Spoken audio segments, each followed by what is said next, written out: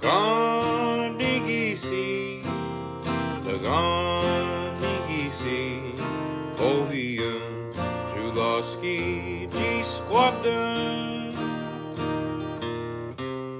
Uwodu, Jakarta, San Gidanto, Nestalis, Igeyan, Wigadnigisan,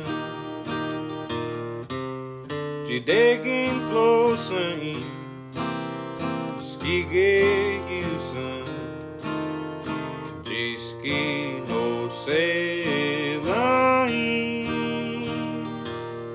Jules Scared of Toastie, Toastie, Asano, Oskorski, one time.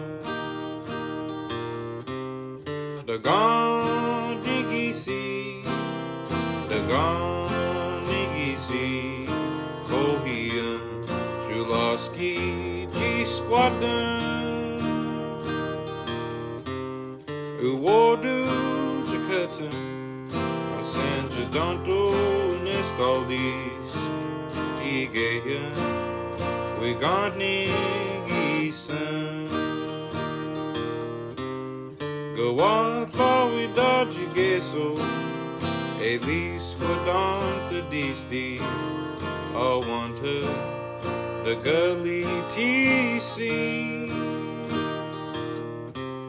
Ijudanti yusan, Ego higan jigesan, Kohigan, the gantni gisin. The goose Galian, Eleflan, Awinasti, Awanta, the gully TC, the Canadian Jidets tonight, a doggy who gesai, Casatan, a San Dogadoo, the Lacy. Dagandigisi, Dagandigisi, Kohian, Julaski, G Squadron, Uwodu, Jakarta, San Gidanto, Nestalis, Igeyan, Wigadnigisan.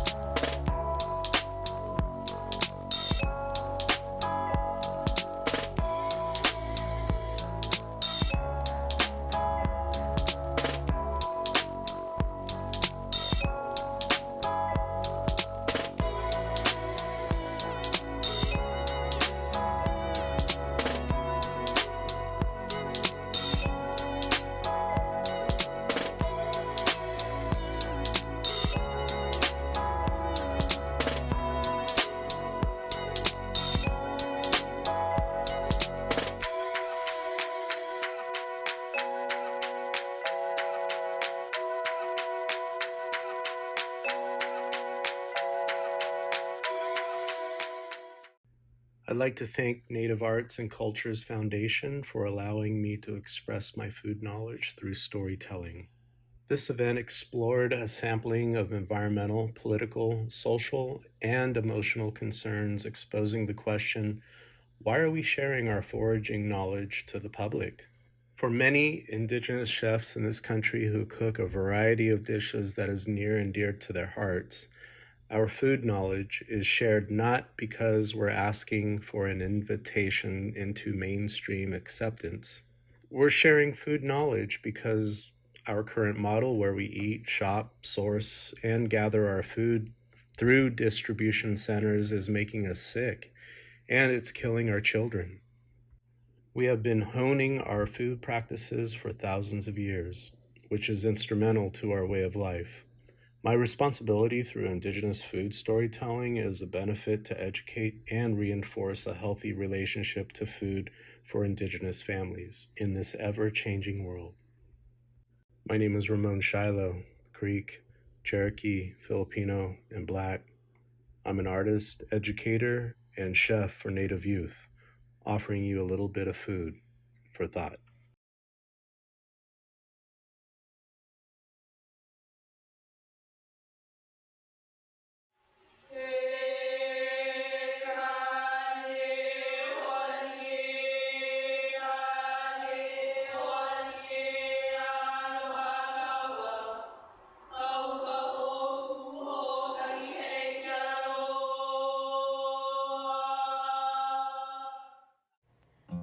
Aloha, my name is Lehua Uakea, and I am a Kanaka Maoli interdisciplinary artist and student of traditional Hawaiian bark cloth, otherwise known as kapa. My lift project, E Ho'ala Kalupe, or To Awaken the Kite, was a project that aimed to recreate traditional native Hawaiian bark cloth kites using only traditional shapes and traditional materials that I gathered and processed myself. This included hibiscus branches and cordage, bark cloth or kapa, of course, made from paper mulberry trees, ohe or bamboo, and earth pigments that I've gathered in Hawaii and Oregon. This was the culmination of several years of research, consulting various archives in the Burke Museum and the Bishop Museum, as well as historical documentation, other examples of kites from other Polynesian kite-making traditions, and academic articles. And this culminated in a kite event that we held in Portland, Oregon at the Center for Native Arts and Cultures, where we invited our Native Hawaiian community to come out and celebrate our culture, learn about these kites, and collaborate in a kite where each of them had a piece and a part to play in the final construction of a manta ray kite.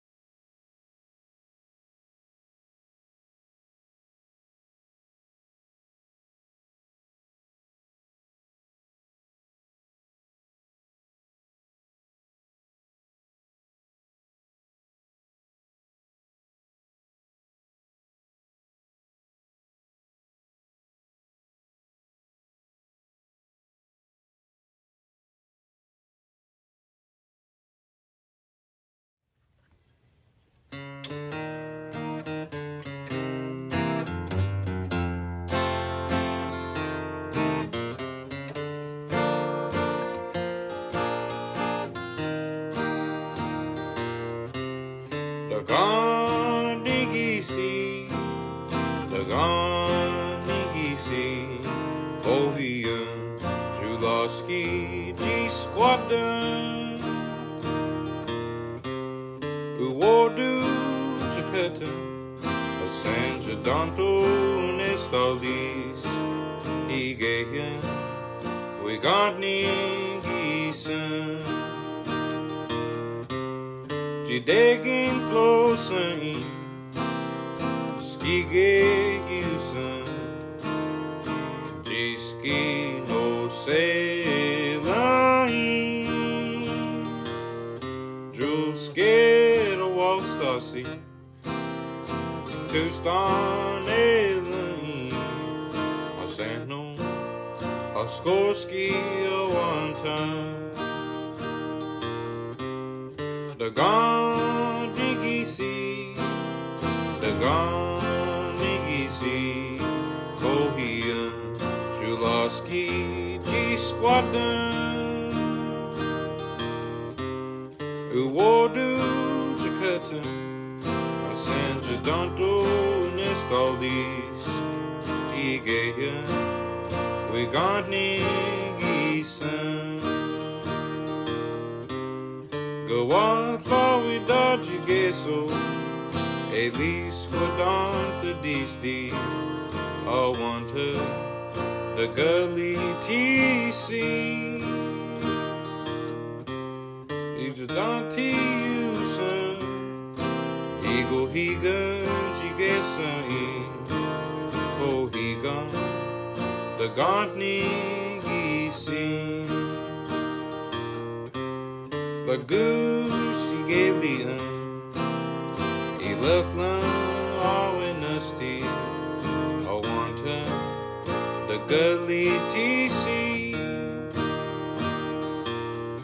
the Canadian Jidets tonight, a dog who gesai, Casatan, a San Bagadoo, the Lacy. The Ganigisi, the Ganigisi, Kohian, Julaski, G Squadron, Uwodu, Jakarta, San Jadanto, Nestalis, Igayan, Wigadnigisan.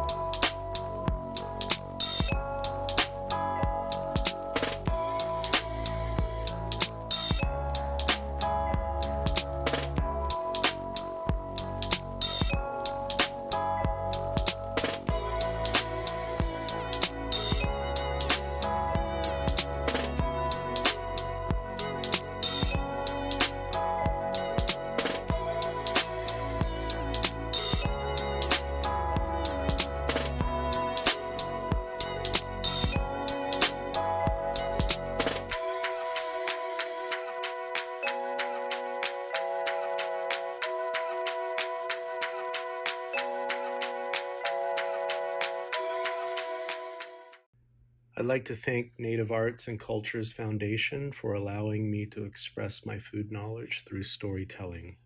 This event explored a sampling of environmental, political, social, and emotional concerns, exposing the question, why are we sharing our foraging knowledge to the public? For many Indigenous chefs in this country who cook a variety of dishes that is near and dear to their hearts, our food knowledge is shared not because we're asking for an invitation into mainstream acceptance. We're sharing food knowledge because our current model, where we eat, shop, source, and gather our food through distribution centers, is making us sick, and it's killing our children. We have been honing our food practices for thousands of years, which is instrumental to our way of life. My responsibility through Indigenous food storytelling is a benefit to educate and reinforce a healthy relationship to food for Indigenous families in this ever-changing world. My name is Ramon Shyla, Creek, Cherokee, Filipino, and Black. I'm an artist, educator, and chef for Native youth, offering you a little bit of food for thought.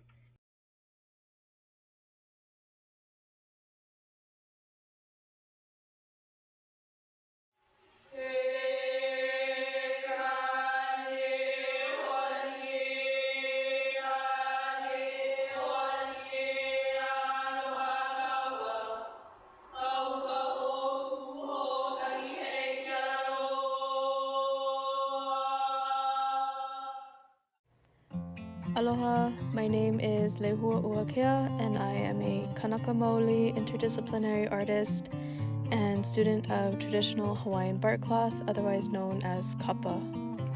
My live project, E Ho'ala Kalupe, or To Awaken the Kite, was a project that aimed to recreate traditional Native Hawaiian bark cloth kites using only traditional shapes and traditional materials that I gathered and processed myself.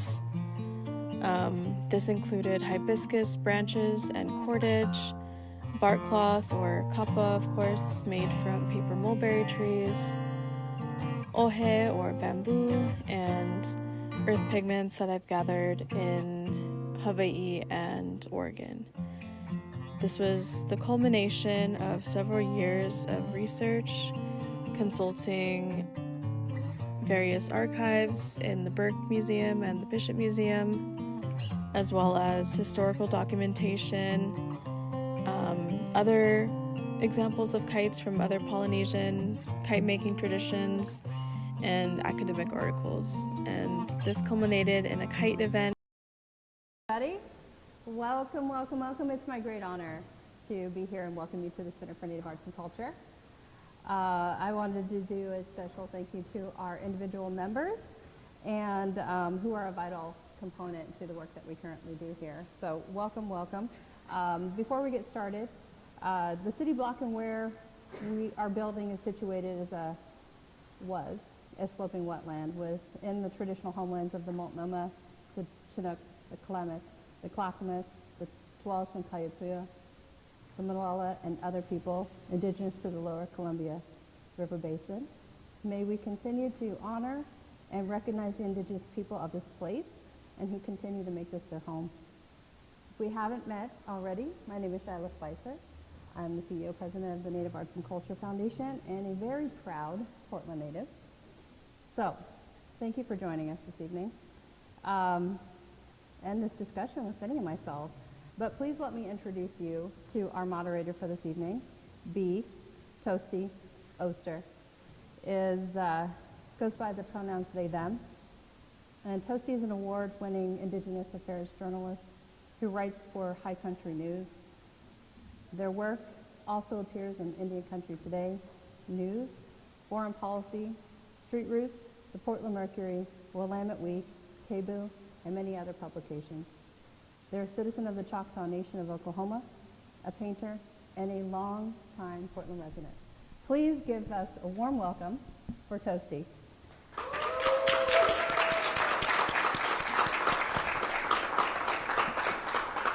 Thanks, Shyla. That's so kind of you. Hi, thank you all for coming.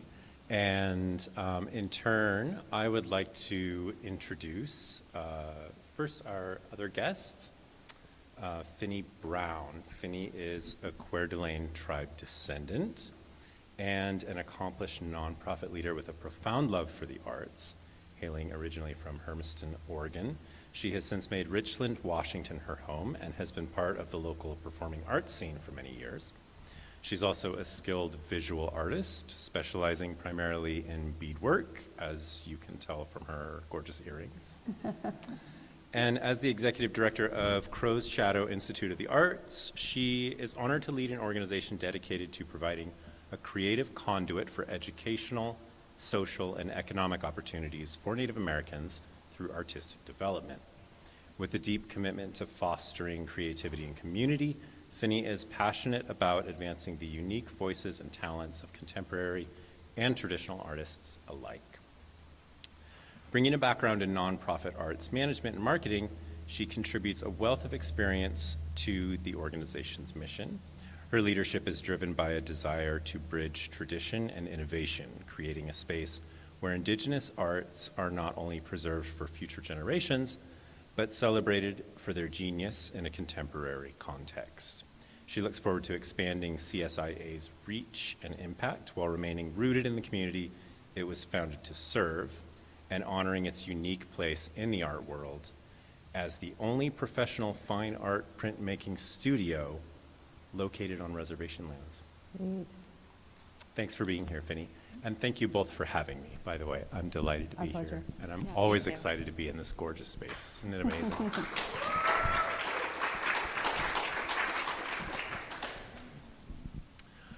I would also like to give a little bit more of an introduction to Shyla, although you probably already recognize her face and she's already said hello. But Shyla Spicer is of the Yakima Nation and joined the Native Arts and Culture Foundation as president and CEO in December 2023 as the successor of founding president Lulani Arquette. Shyla is a dynamic leader with over 15 years of experience in building thriving organizations and high-performing teams that combine strategic vision and operational expertise. She comes from a business solutions and organizational design consulting background, which includes experience with tribal government leadership, serving as the executive director of the Suquamish tribe. There, she spearheaded transformative community projects and government reorganization. Shyla's experience in global marketing, technology, and supply chain operations at Nike allowed her to demonstrate her global impact in change management. An MBA graduate from the University of Portland, she's also certified in project management, property management, and is a tech-savvy leader.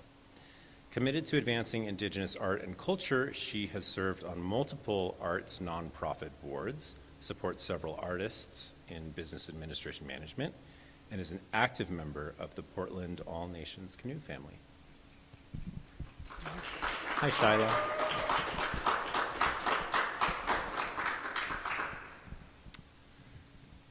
Well, let's get started. All right, let's Let's do talk this. about some Native art. Yeah. I think that's really what we're all here for. I want to talk about the future of the Native arts world as you both see it, but I think in order to do that, we first need to really talk about what is Native art. And that's a question that can be a little bit more complex than it sometimes seems at first. So I just want to put forth that question to you. What is your definition of Native art? What makes something Native art? Phinney, let's start with you. Sure. It is a very complex question because there are legal definitions of what Native art is, where you have to be a member of a federally or state recognized tribe to call your art Native American art if you're selling that. But there's also, I'm a descendant myself and an artist, and while I can't, say my art is Native made, it's definitely something that comes from my background and experience just as a Native person. So I think that while there's also, there's also issues of like tribal sovereignty. They get to decide who is a member and in what capacity of their community. So you have to respect that, you have to respect laws, and you also have to acknowledge where I think a Native experience kind of comes into the art. So I think Native art is just any kind of art that speaks to the Native experience, both in a contemporary context and in the past, and in the future, I guess, kind of seeing where Native communities are going. So, yeah, I mean, it's kind of a complicated question, but Yeah. I think that's my definition. Okay, yeah, thank you. I appreciate that. Yeah, and there are legal issues. That's a really good point. And sovereignty issues, it can get a little daunting. Shyla, Yeah. what about you? What's your definition? What do you think about that? And I find it actually kind of interesting that you bring back, well, I'm a descendant, therefore it can't be quite Native. That's a whole other That's a whole other topic of panel conversation in the future, just because those were tools that were used, not for us to do well in life. But I think indigenous art or Native art is not just like this form of creative expression, but it's a vital tool of preserving our cultural heritage. It's also this place that fosters cross-cultural understanding. And the way I see it, it gives insight to our communities. It gives insight to where we've been. It tells the story of where we've been. It tells us what's happening right now. It gives a huge voice to where we can envision our future, because art touches us in a way that we can't articulate. And so when I think of Native art, I think of how it gives a snapshot of where we've been, what we've been taught, and how we've been forever, and where we can take that going forward. And it just allows you to have a greater understanding from the Native experience. So that's how I envision what art is. That's a really lovely way of putting it.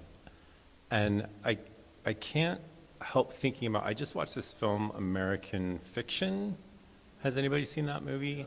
Yeah, it was a really good film. And there's a point where it's about a black author, and his agent or publisher or something is saying, they want, the publishers want something that's more black than his writing. And he's like, well, I wrote it and I'm black, This so one's this is black. black literature, and that idea is kind of the centerpiece of that film. And it brings up all these issues of okay, people want a certain maybe stereotypical experience reflected very obviously in the artwork or the literature for them to be able to call it ethnic, whether it's black or Native. And that happens in Native art sometimes too, that if something is not obviously, if it's not tradition enough, or if it's not obviously calling back the ethnicity, then, is it still Native art if it's made by a Native, let's say a Native contemporary artist? Right. Do you all have any thoughts on that? I think that, Native artists are artists in a wider sense, and I think when people try to put Native artists in a box that says this is Native art, whether it's contemporary or traditional, this is Native art and this is art, I think that it definitely plays into people's ideas of what Native art is, and this geometric patterns and all this, this stuff. And I think that is valid and present in contemporary Native art. But you might have an artist who is Native, maybe they make marble sculptures in classical Greek style. Is that Native art? I don't know. I guess it's up to the artist to kind of define how they see their own art and how they want to present that, I think. I find that complicated because it's there's the cultural side of who we are, and we pass those on through thousands of years of tradition, through many ways of doing certain things. There's the cultural aspect, and then there's this opportunity in which a lot of our very educated artists, Native artists, have gone into these colonial systems that have been trained in a space that hasn't been defined for them. So then when they go back out into the world to create art, there's this paradigm shift, right? That they're trying to belong in a space that has not allowed for them to have full creative expression. And so I find that complicated, and I've seen this with carver friends of mine who have tried something a little different. And people have said, you know, if it's an artist in residence kind of place, and people are like, I've read everything about your people. Don't you use dogfish instead of sandpaper? And you're like, well, we've always been, you know, very productive and you know, have a lot of ingenuity, and like we've always been efficient people no matter what time frame we are in. So why would I use dogfish? You know, like why wouldn't I just go to Home Depot to get the kind of like drill bits I need? And well, that's not very Indian of you. And I feel that like that comes back up, especially when you're talking cultural art and then contemporary art. So that there's like this interesting kind of paradigm conversation that happens with some of that. So I feel like our artists are constantly struggling with those boxes, Yeah. like you said. I think it's very complicated, and I think there's an opportunity for us to drive some major change in that space. Yeah, I mean, there's sometimes a tendency that, you know, it's like we're supposed to be stuck in the past. Like, our cultures never would have evolved or Right. something. I mean, what is that? I don't know. But Why don't why you can't start we using use dogfish? sandpaper? You know, like, yeah, like, we use blenders in cooking too. And like our ancestors would if they had that available. Right. I'm curious about the support for the kinds of art that you're talking about, you know, native art in all of these facets that we've been discussing, you know, nationwide or let's say like North America wide. Is there a lot of support for this kind of art or not so much? I think there is. I actually think so. I think native art is kind of having a moment in the art world right now where it's been elevated a bit and people are talking about it more, but there have always been native artists and working. Like one of our co-founders, James Lavador, has been working in the arts for decades, and he's a very well-regarded painter, and we release his prints still all the time. He's still around at Crow's Shadow, and there's always been a ton of support for his work as a native artist. So it's not just something that's supported now. I feel like native art speaks to something unique, and people see something unique in it because I think the native experience is very unique. So, I mean, even if they don't realize that that's why this work appeals to them, I think that it always has resonated in some way.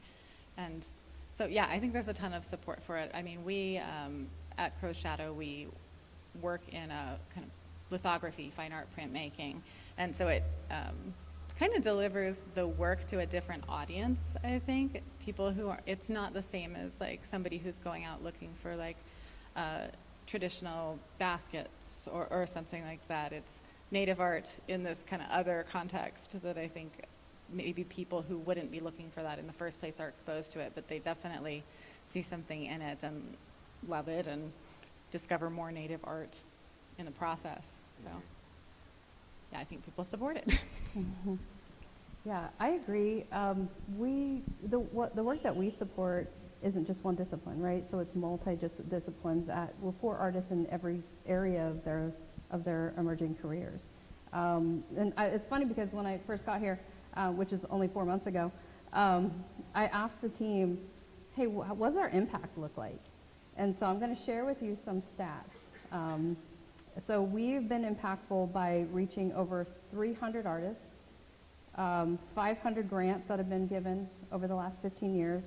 We're in 34 communities nationwide because we're a nationwide organization. And it is not only just recently that we do have place here in Portland, Oregon, so 2021. So we've always been a national program since the founding 15 years ago, and we've given over almost about $20 million in grants to date.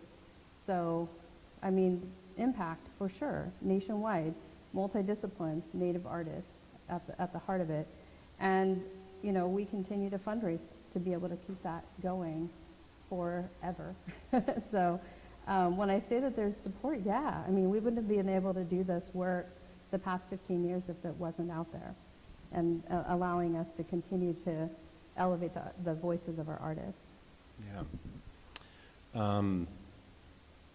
In the landscape of foundations and other organizations that are supporting Native artists, you've both touched on this a little bit, but can you talk a little bit more about what makes NACF and Crow's Shadow unique?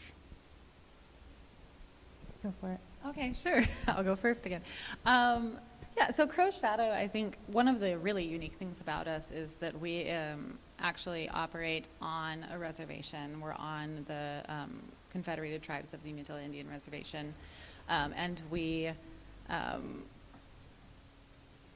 have a traditional arts program, and we're actually trying to grow that quite a bit. But the thing we're most known for, at least right now, is our fine art printmaking residencies, where we bring artists, Native artists, and we've actually brought Indigenous artists from all over the world in to have a residency with our master printer, and they translate their own kind of their own medium into printmaking.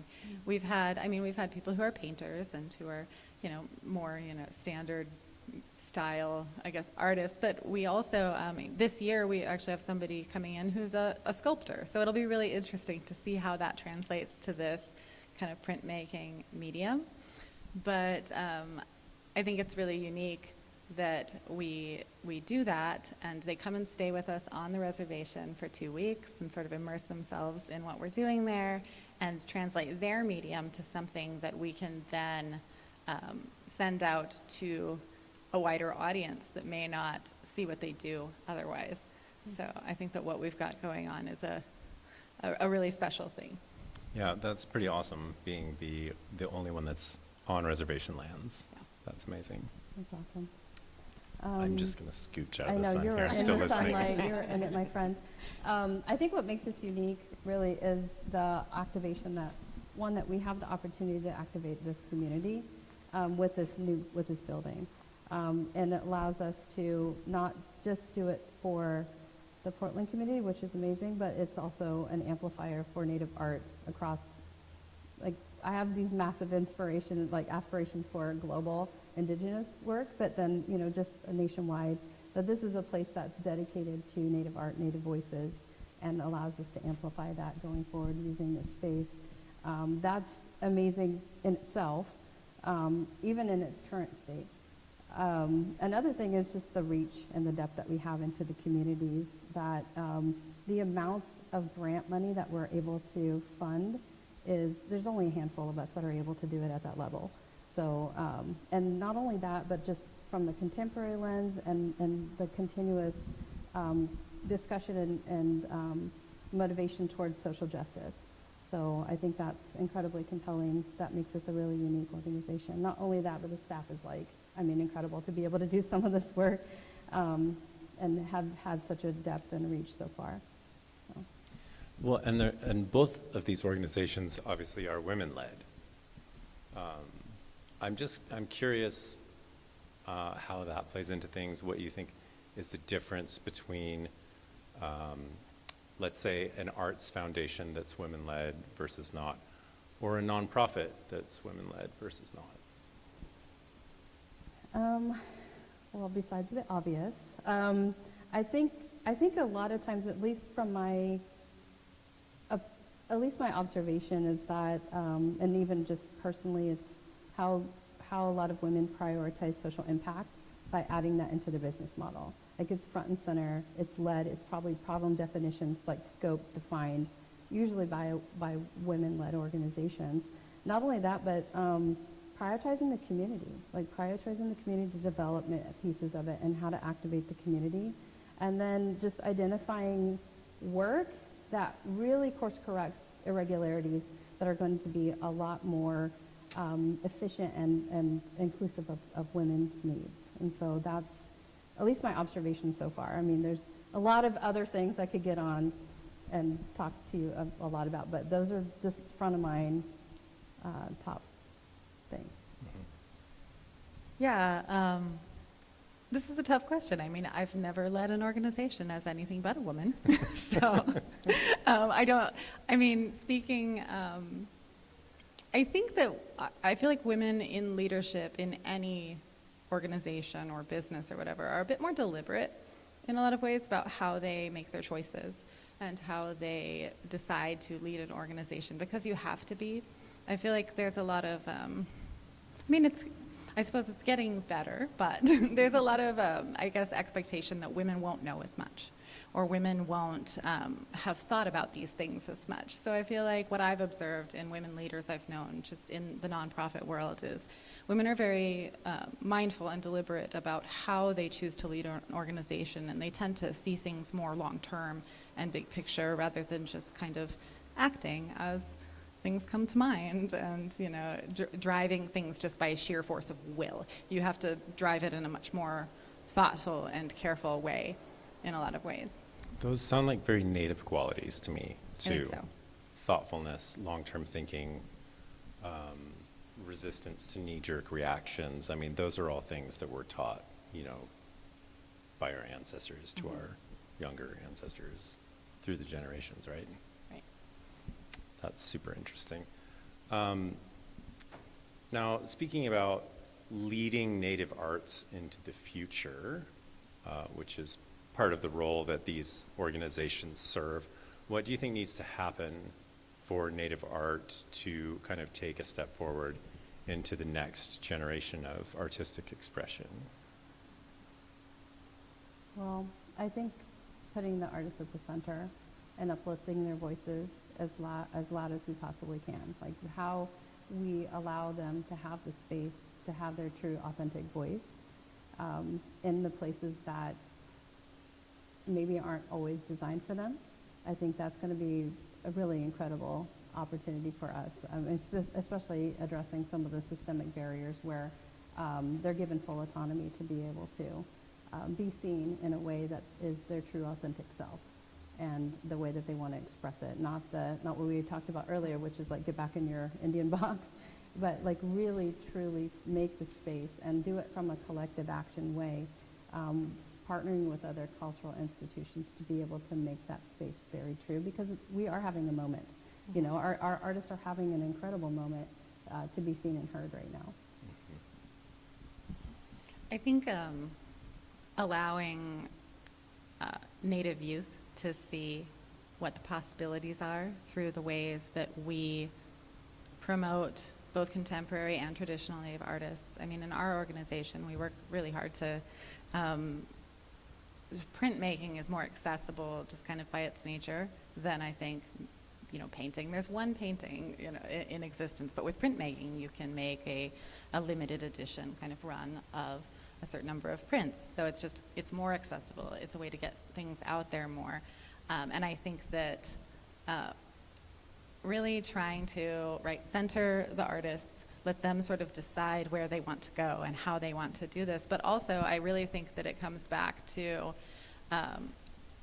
allowing younger people to realize that this is a thing they can do. Like, their art doesn't have to be just their, weaving circle in their community. It can be larger, and it can speak to more people. And if they have something to say, they can say it on a larger scale. And I think that our organizations providing that platform is very important to the future of Native art, so that it is something that's rooted in community, but it is not confined to the communities that we live in, and it's just broadcast out there. And Yeah, totally. It's interesting you both have kind of touched upon this idea of being put in a box or not being able to, break out kind of into the wider space.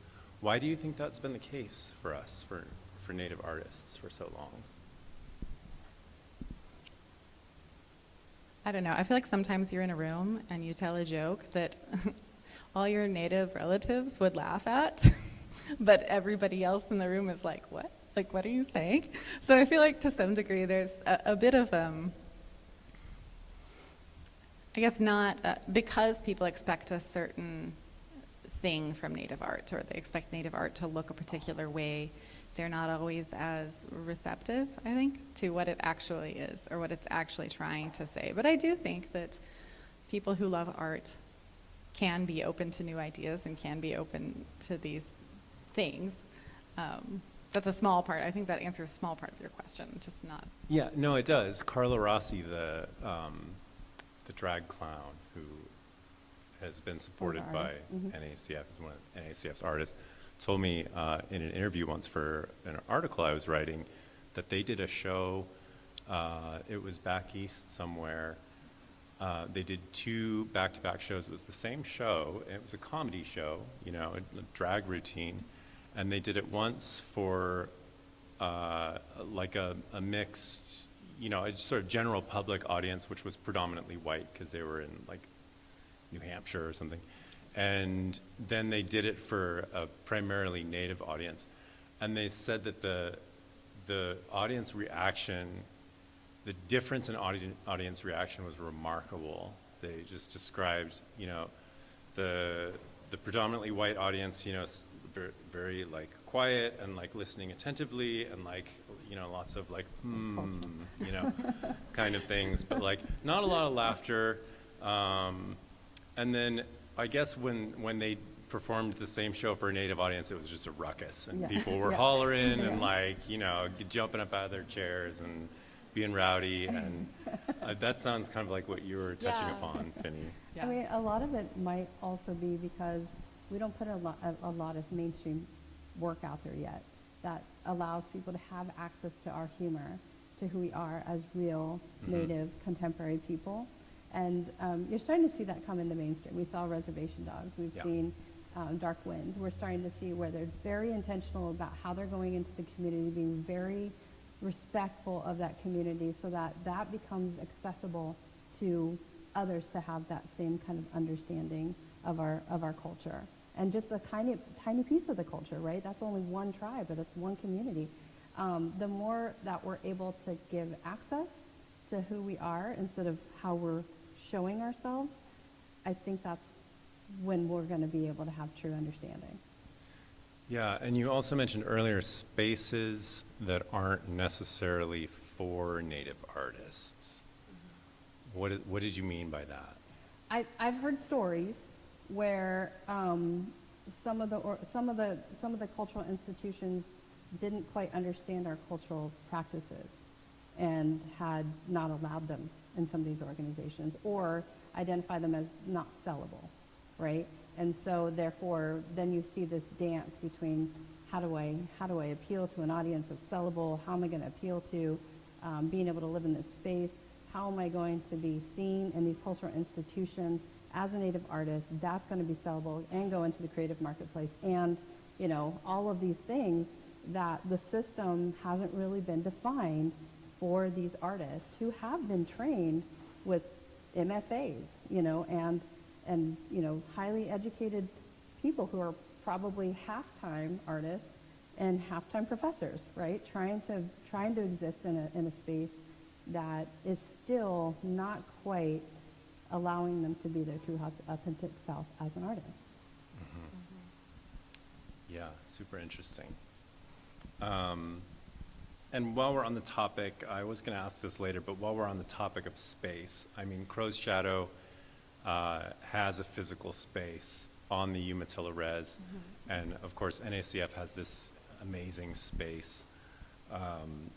I'm really curious about, you know, plans for these spaces and what it means to have physical spaces like this for Native arts, where those kind of obstacles, you know, presumably won't come into play at all, and where some of those, you know, barriers and constraints can come off. Well, I don't want to assume, but you tell me, what does it mean to have these physical spaces to work from?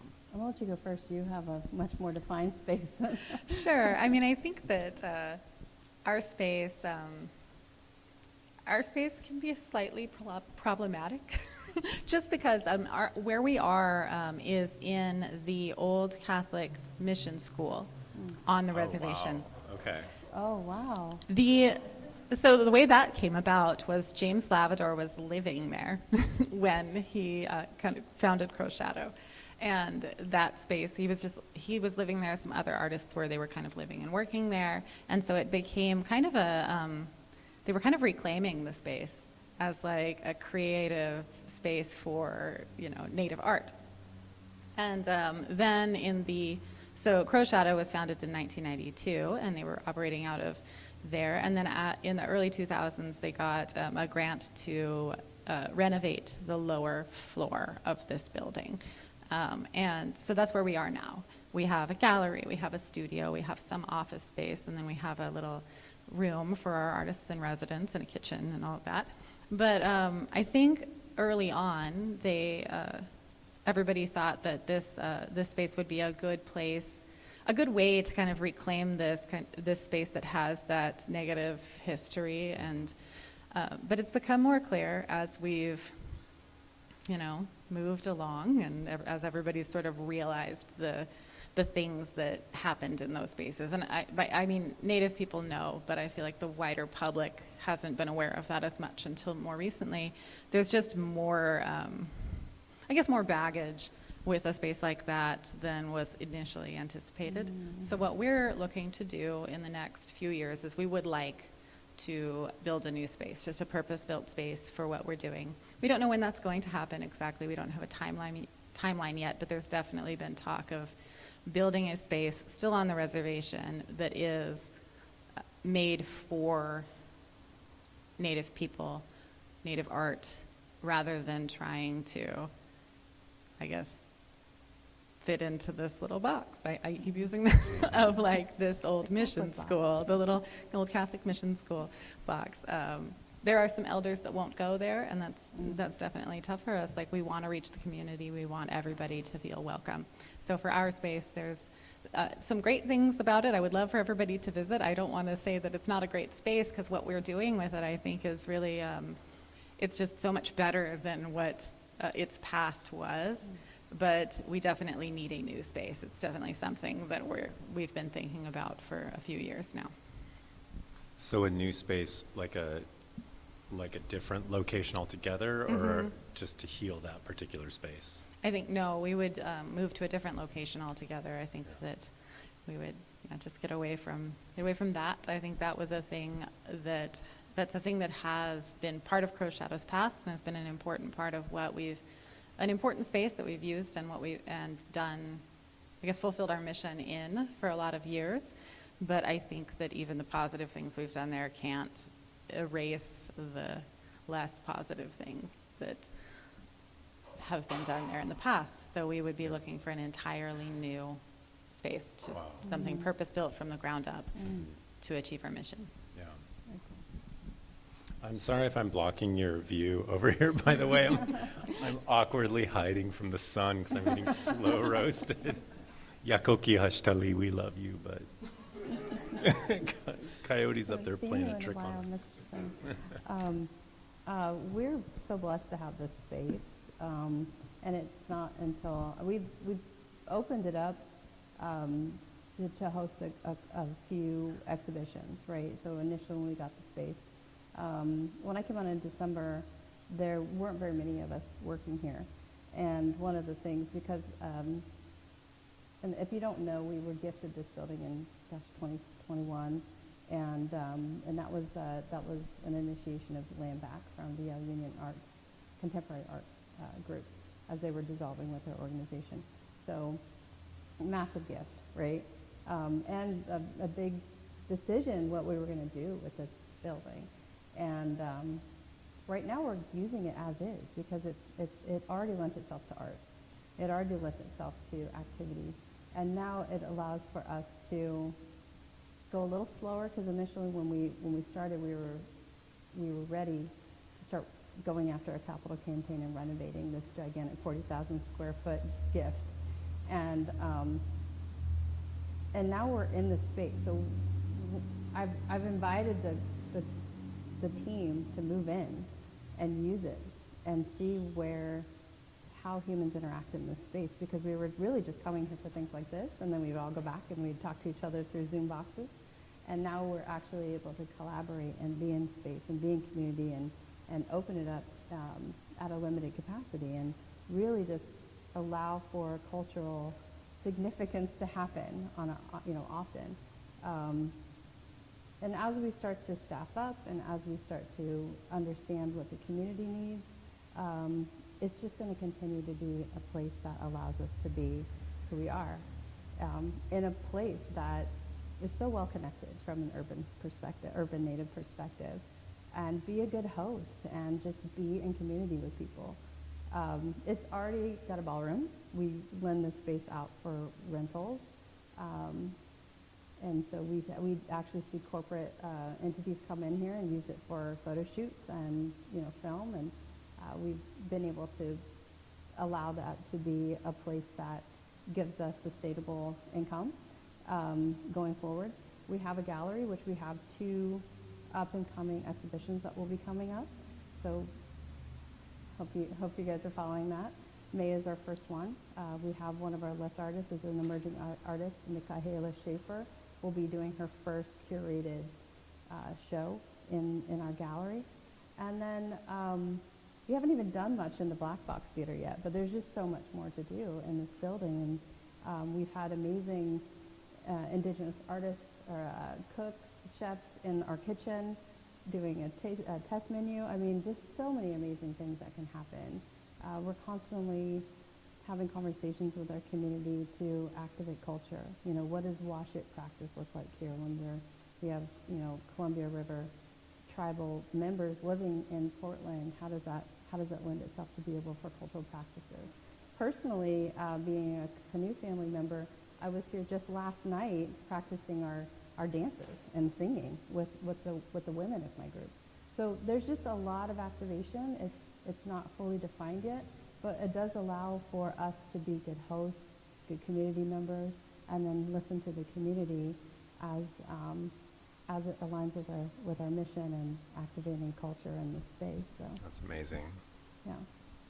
Probably really brings something kind of magical to the space to have canoe Like family drums practice and- in here and have the drums in here. Yeah, definitely. Women singing, yeah, it's just Yeah. beautiful. It's beautiful to be in this space. So.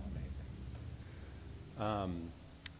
I'm curious about the income side of things that you mentioned and the fundraising that goes into the, art is fundraising intensive, and it's expensive to produce and it's expensive to buy, and it does to run a foundation like an ACF and presumably Crow Shadow as well. It takes a lot of going out and finding donors and people to support the foundation and support the artists. In y'all's experience with that, what's the vibe check? Are people chomping at the bit out there? Where are the Native artists? How can I help? Here, money, Or is it, money. or is it do you really have to give people a hard sell and go find, those 1 in a million kind of donors? What's it like out there? I can speak from my 4 months of experience. We have established relationships that have been long-term, that have given us initial funding, and then we continue to be on the grant cycle, right? And then as we further our mission and start determining what our programs are to continue to support our Native artists, that's always a landscape shift, right? Right now we're in the middle of a transition with the founding leadership. And so there's a lot of activity right now just going out and meeting our initial funders and letting them know we're all good and that the leadership transition is going really, really well. I couldn't ask for a better board to have been so thoughtful on how they were going to do their succession planning and the relationship that I have with Lulani right now. I mean, that's never a good thing. Sometimes it's not great to see the transition, especially from a founding president. So I feel very blessed to see that happen, and we've been able to have those conversations with our funders now. And as we're transitioning, I can see that there's a lot of interest right now in what we're going to do.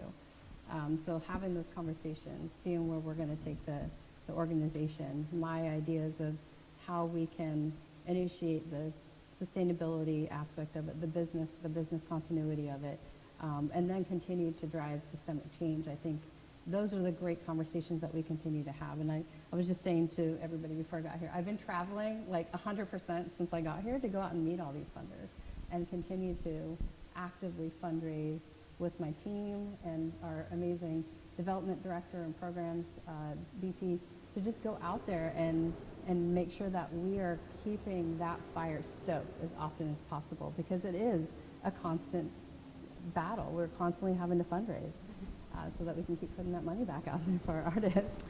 Is it mostly like private donors, or is it mostly grants? I mean, I'm sure it's a mix of both, right? It's private.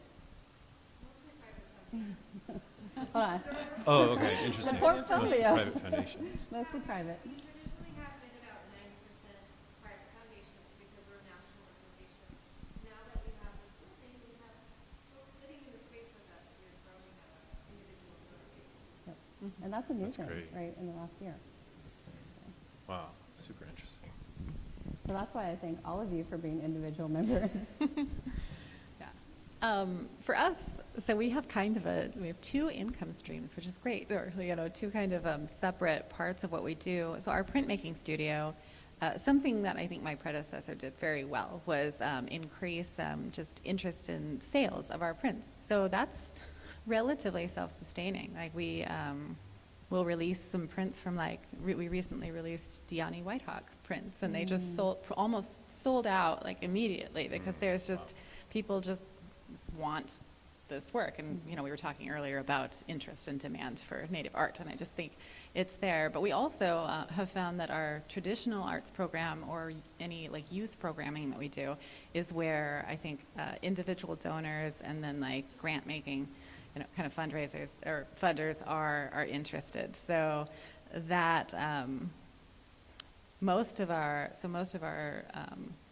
fundraising has been through grants, has been in the form of grants so far. We do have some supporters, some individuals who have been with our organization for a long time and continue to contribute, but we're also working on that kind of individual donor base right now, and really just seeing who's out there supporting us and who wants to support us in another way. Because I think we focused for a long time on the printmaking side of things, which people just buy prints. that really helps. You don't have to make an ask. The ask is they really want that work. But when people hear what we're doing on the traditional art side and or with our like local youth, I think that's where people really, like, that grabs at their heartstrings, and they really want to donate for that. And that's where we found a lot of grant support as well. That's wonderful. That's wonderful. That's so cool. Okay, I had follow-up questions, but I don't want to take all night, because we also, speaking of these spaces, we have an opportunity tonight to tour this building, and I'll tell you from personal experience that while this ballroom is definitely like the centerpiece of the building, there's a lot more awesome corners of this building that you're going to be able to see. Before we go and do that, though, we could take a few quick questions from the audience if anybody has anything that they would like to ask Shyla or Phinney. Or any comments, or reflections? Did we spark anything in your thoughts? Any war whoops? Yeah, go ahead.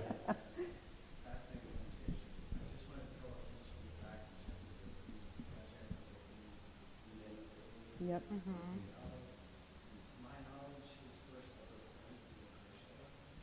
Yeah.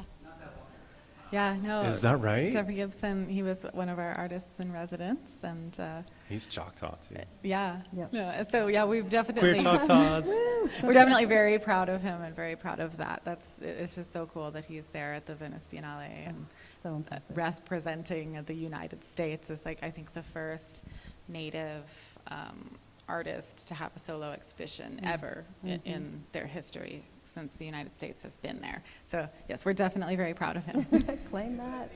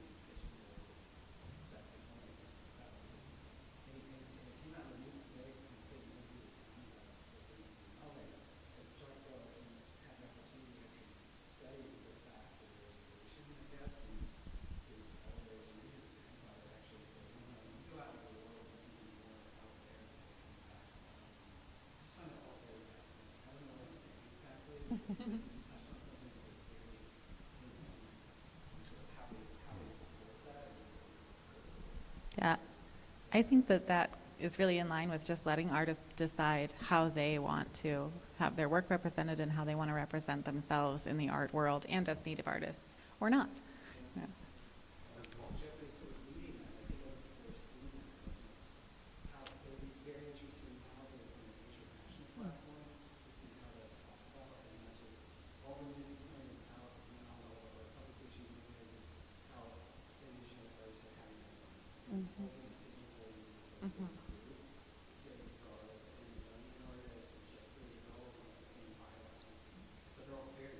Yeah.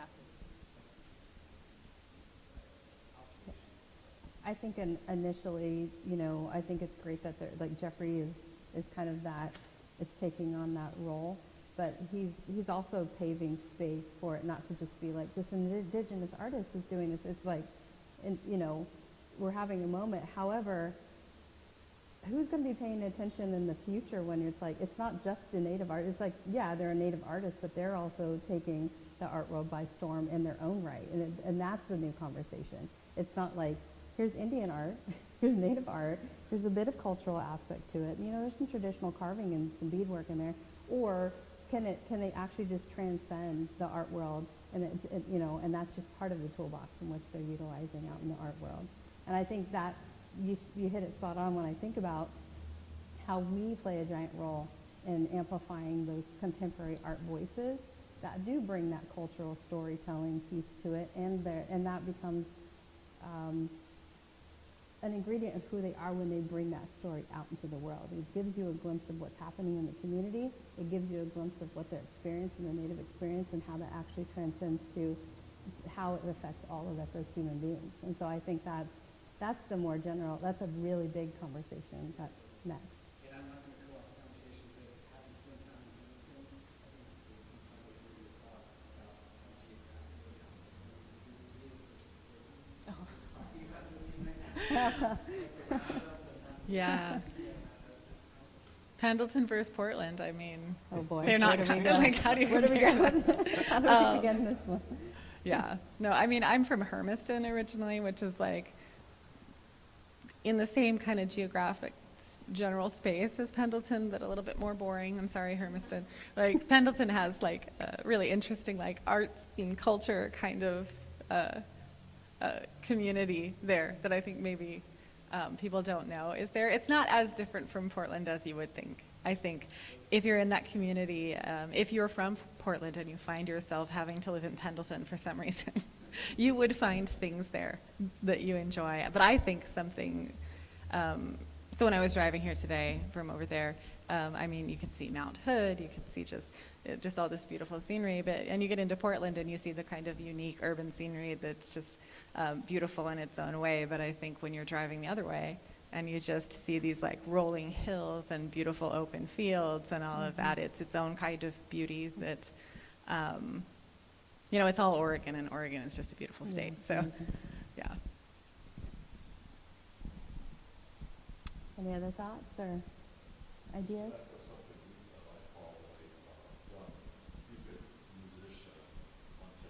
Uh-huh. Very entertaining, and he was singing it traditional in a big song in his own way. And one of the first comments was, "You're singing it wrong."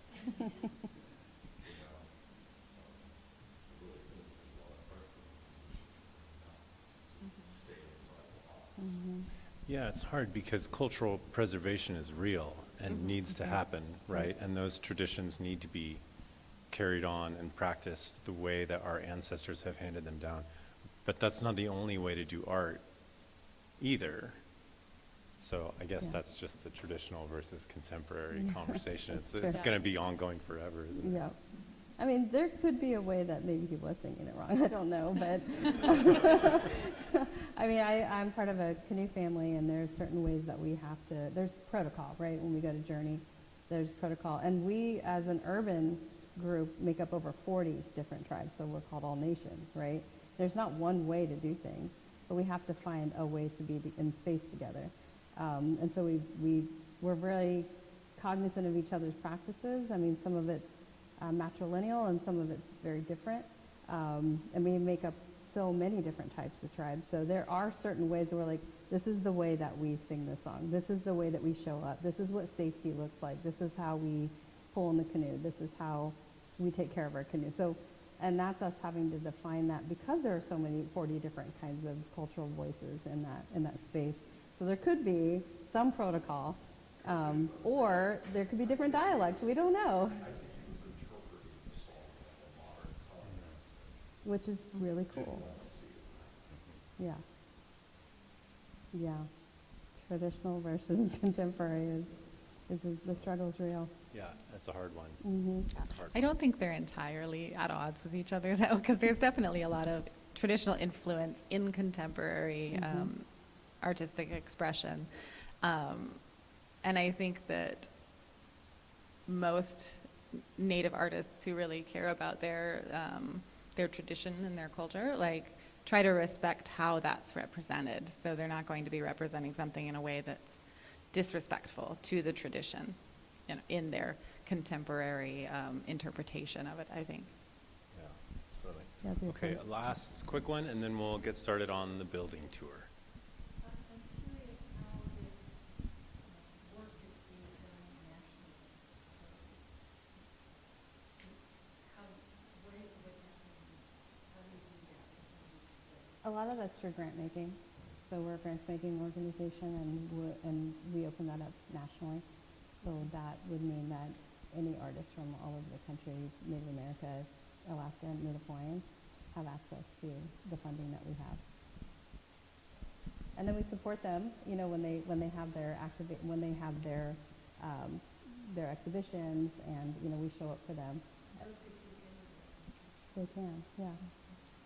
For us, it's more, we take the work that our artists in residence have done with us, the prints, and we try to get them out into the world. So we do have pieces at the gallery at Yale, and we have pieces, we've had, I think, pieces in the past at the Smithsonian. I've only been there since October, so we're actually both relatively new in our roles. So I can't really rattle off everywhere we have, everywhere we have our, the art from our artists, but we try to get that out there just for as many eyes as possible to see, and so that's how we do that. But we also, I mean, we work in our community with our traditional arts workshops and those kinds of things. Well, thank you both so much. This has been such an edifying conversation. Thank you. Shyla and Phinney. Thank you.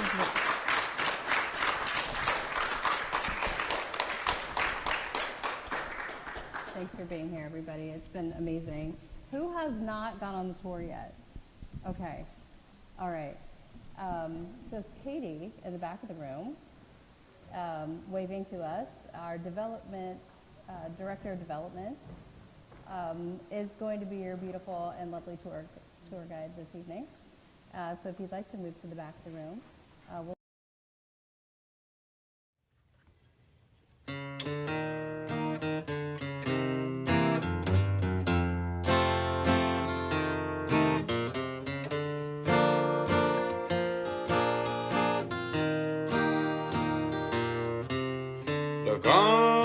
Daganigisi, Daganigisi,